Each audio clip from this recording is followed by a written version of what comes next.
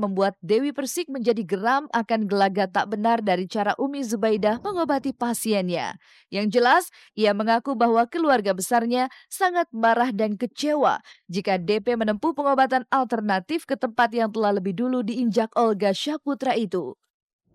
Keluarga besar saya marah karena merasa bahwa ini nggak benar. Saya bilang sama Mbak Dewi, Mbak, nak ini ada penyakit kayaknya, nanti kamu ke rumah Umi ya.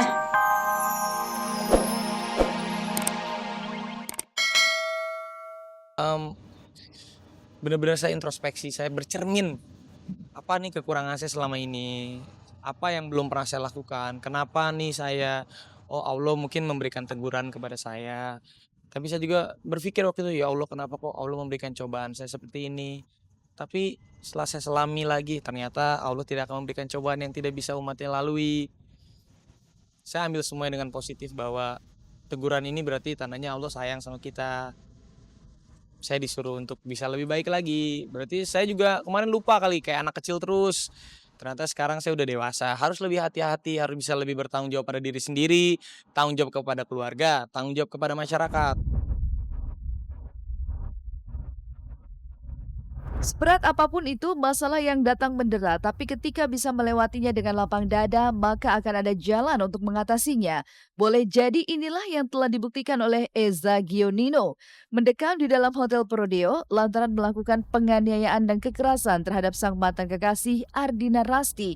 Mau tak mau Eza harus menelan pil pahit. Kenyataan bahwa rasa cemburunya yang berlebihan harus ia tukar dengan hukuman badan selama 6 bulan penjara.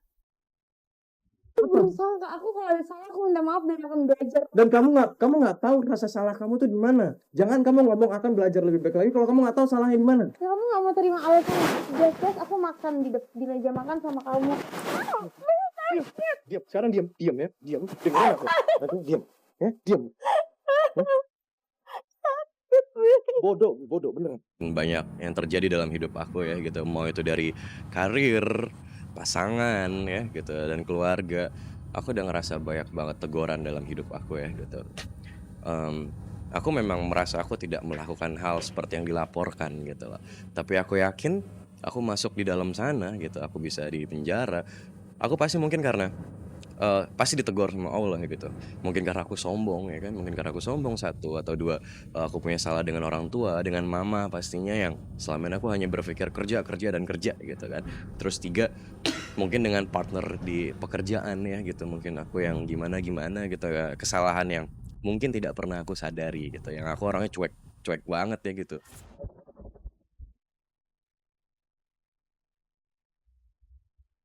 Meskipun hukuman badan harus dijalani oleh keduanya, rupanya tak sulit bagi Raffi maupun Eza untuk kembali mengibarkan nama mereka di jagat hiburan negeri ini.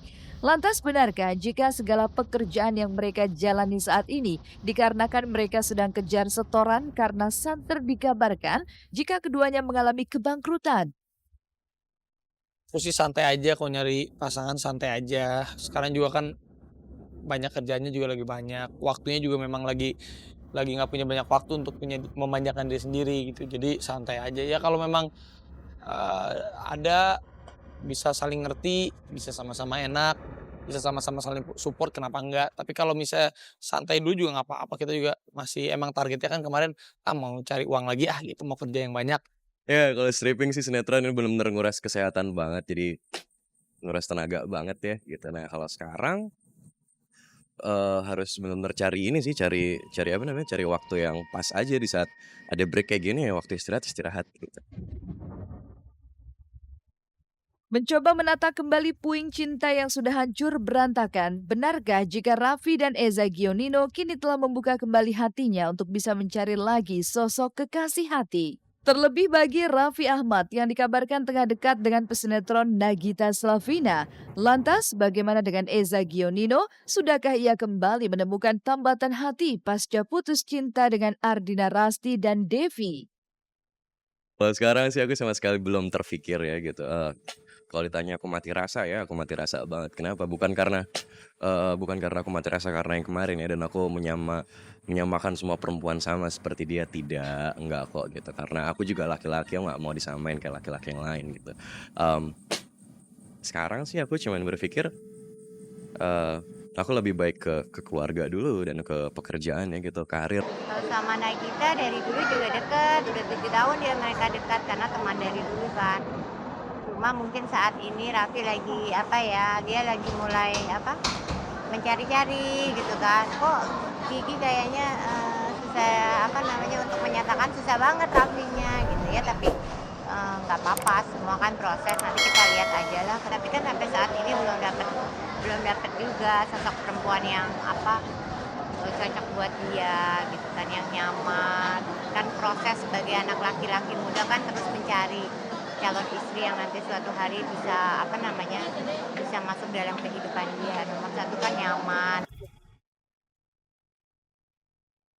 Walaupun berat dan penuh dengan kepahitan, tahun 2013 rupanya membawa arti tersendiri bagi Raffi Ahmad dan Eza Gionino.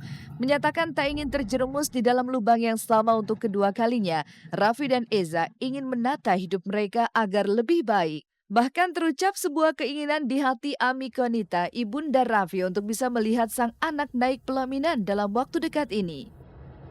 Ngerasa hidup aku sekarang jauh lebih tenang ya gitu, aku jauh lebih bisa lebih sabar, lebih dewasa lah itu yang aku rasain. Kenapa? Karena 6 bulan kemarin selama aku ditahan, hal-hal yang nggak pernah aku lihat, hal-hal yang benar-benar di saat kita merasa ada di bawah banget, nah itulah yang aku rasain gitu. Jadi kalau dibilang aku nggak tahu orang si A yang si A yang sampai ngelakuin kesalahan seperti apa, dan karena di dalam aku ketemu 3.000 orang dan mereka semua narapidana ya gitu. Kebayang gak sih kamu seperti itu gitu. Ya, aku sih bersyukur aku ngerasain seperti itu. Ya mungkin kalau saya 50 tahun nanti Raffi berarti umurnya udah 20 berapa ya? 26 apa ya, 26 tahun. Masih kok 26 sih? 27 ya. 27 tahun ya udah wajar lah kalau buat laki-laki nanti menjenjang kehidupan rumah tangga. Tapi kan sampai saat ini belum dapet juga sosok perempuan yang cocok buat dia gitu kan, yang nyaman. Kan proses sebagai anak laki-laki muda kan terus mencari calon istri yang nanti suatu hari bisa bisa masuk dalam kehidupan dia. Nomor satu kan nyaman.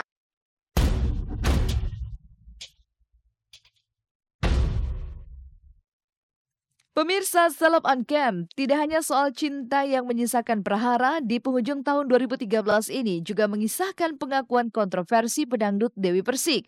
Itulah ketika ia menuding bahwa pengobatan yang dilakukan oleh Umi Zubaidah, tempat Olga Syahputra berobat, hanyalah isapan jempol semata. Padahal sebelumnya, Dewi Persik sempat menjalani serangkaian pengobatan di tempat itu, serta menyatakan bahwa kondisinya mulai membaik. Tapi apa sesungguhnya yang membuat pedangdut satu ini justru berbalik arah? Dia sebelum menyatakan aja, ya Umi kayaknya saya masih kurang sehat katanya. Ya sayang ya, nanti kita berobat. Saya bilang datang aja ke rumah Umi ya. Ya Umi aku mau katanya kan gitu. Ya udah kayak anak saya sendiri juga, orangnya baik kan, udah dekat. Ya semua mereka tuh kayak anak saya semua. Saya nggak merasakan gimana mereka, ya saya rangkul semua sebagai anak. Tuh kamu berangkat ke sana? Iya. Lah Mami langsung marahin manajer saya, marahin asisten saya. Kok nggak pamit ke orang tua, kan udah nggak diridhoi datang. Katanya jangan sampai itu masuk infotainment mah. Gitulah Mami aku makin lihat infotainment, akhirnya Mami aku bilang, kamu lebih baik dimusuhi manusia, tapi jangan dimusuhi oleh Allah. Karena kasihan orang-orang yang lagi sakit bener-bener datang karena Dewi Persik. Karena Dewi Persik, pakai apa? Pakai telur gitu. Lah itu gak boleh nak. Itu pertanggungjawaban moral. Baik itu kamu yang dosa, merugikan diri sendiri, juga dosanya ke orang lain. Boleh jadi Dewi Persik merasa tak terima dengan cara pengobatan Umi Zubaidah, tapi ini menjadi sebuah ironi ketika ia sebelumnya justru melangkahkan kaki dan meminta pengobatan di sana. Entah karena memang tak sesuai dengan cara pengobatan atau ada hal lain yang akhirnya membuat Dewi Persik menjadi geram akan gelagat tak benar dari cara Umi Zubaidah mengobati pasiennya. Yang jelas, ia mengaku bahwa keluarga besarnya sangat marah dan kecewa jika DP menempuh pengobatan alternatif ke tempat yang telah lebih dulu diinjak Olga Syahputra itu. Keluarga besar saya marah karena merasa bahwa ini nggak benar. Saya bilang sama Mbak Dewi, Mbak, nak ini ada penyakit kayaknya, nanti kamu ke rumah Umi ya. Ah, nanti penyakit apa belum jelas ini sebelah kan itu.